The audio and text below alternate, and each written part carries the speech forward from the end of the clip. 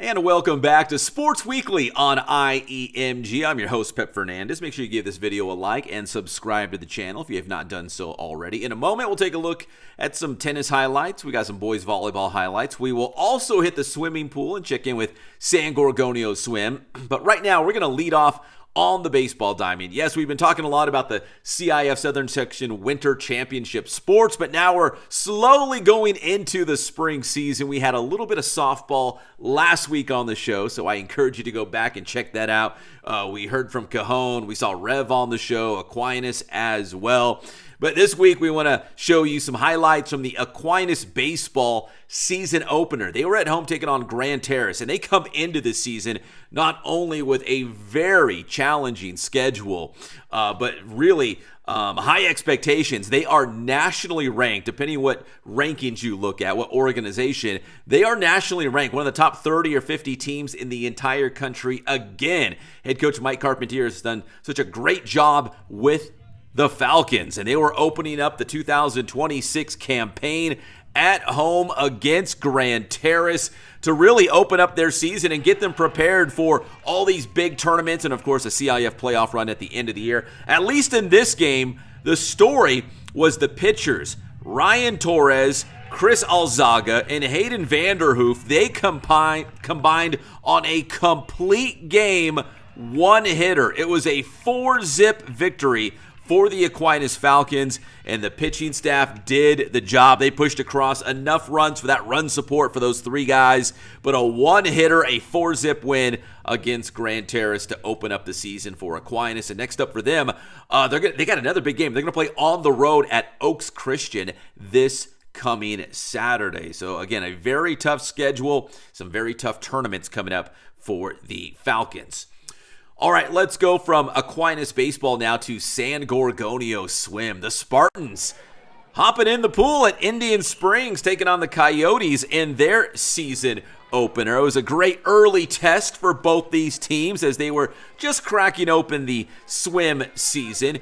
Now for San Gorgonio, we caught up with head coach Keith Chavez Hart, and he was talking about this year's team. He says they've got some talent.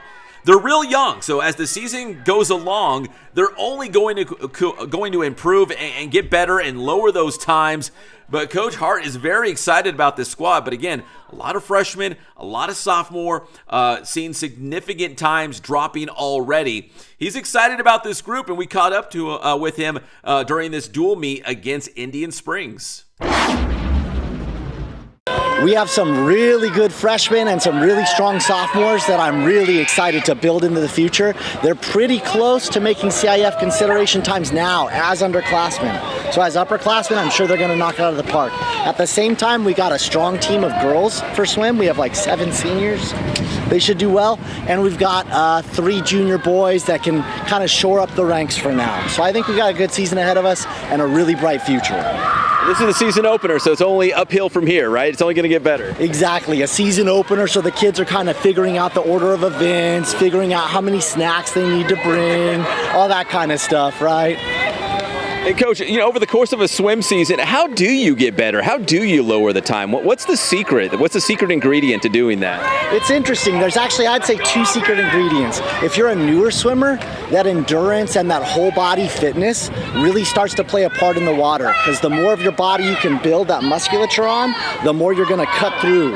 If you're already an advanced swimmer, it comes down to small little tweaks and techniques, right? Like even in your hand position, you don't want your fingers spread, you don't want them closed. Technically, it's 1/8 of an inch in between. So you got to build that hand position, muscle memory.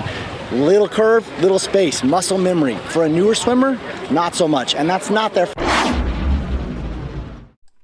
All right, thank you, Coach Hart. It'll be fun to see the Spartans from where they're at right now to at the end of the season, how much improvement we see from them. It'll be exciting times out there at San G Swim. All right, let's step inside the gym. Who wants some boys volleyball action? Oh, this is a good one. Bloomington and Indian Springs in non-league play. The Coyotes at home inside the Den. It's going to be Abner Rojas for Indian Springs. It's a 18-10 game. They were actually down by 8 in the second to the Bruins. And Bloomington, they would take the second by a score of 25-20. But that was the second. This was far from being over. Now to the third, Cristiano Ramos right here for the Coyotes, and they take a 5-3 lead in the third. And then it's going to be Indian Springs' Carell Lister. Yeah, the basketball star patrolling the net for the Coyotes. The big left hand swats it away, the big block by Lister. And then more from Indian Springs. This time it's Andy Morales. He's going to be serving up the ace, and it's 8-4 Indian Springs on top. Morales, the jump serve. He got it in there. That one is good. The ace is a 4-point Coyote lead. And more from Lister. You can kind of see Coach Leo Crispin in the background, that last block. Big smiles on his face. Yeah, man, he found a diamond in the rough with Lister. Another big block at the net there. Indian Springs up by a score of 10-6. A lot of smiles on that side of the net with Lister up there. And then it's going to be Octavio Perez, the point. 13-9 Indian Springs. And then it's going to be more from Morales. Just had the ace. How about the kill from Morales right there? Off the would-be blocker, 15-11 Indian Springs. They go on to win the set by a score of 25-20.